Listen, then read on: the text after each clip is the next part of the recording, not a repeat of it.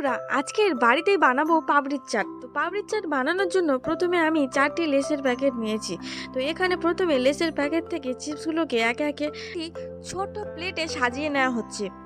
তো বন্ধুরা এটি বিকেলে চায়ের সঙ্গে টা হিসেবে একদম জমে যাবে, খেতে লাগে একদম খুবই খুবই খুবই সুস্বাদু। তো তোমরা প্রায় সবাই বাড়িতে এটা বানিয়ে ফেলো, টেস্ট করো, তারপর আমাকে কমেন্ট করে জানাও কেমন খেতে লাগে। তো এখন এই চিপসের ওপরে অ্যাড করা হচ্ছে শসা কুচি। একটা হাফ শসা কুচি এখানে অ্যাড করা হলো। শসা কুচির পরে হাফ পেঁয়াজ কুচি অ্যাড করা হচ্ছে।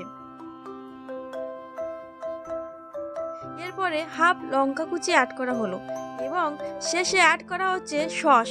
এখানে কি চান যে টমেটোর সসটা পাওয়া যায় সেটাই অ্যাড করা হচ্ছে। সসের পরিমাণ তোমরা যেমন খাও তেমনভাবে অ্যাড করতে পারো।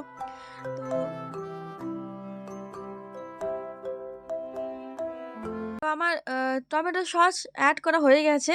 এবার আমি এটা টেস্ট করে দেখব তোমাদের সামনে। তো চলো টেস্ট করা যাক।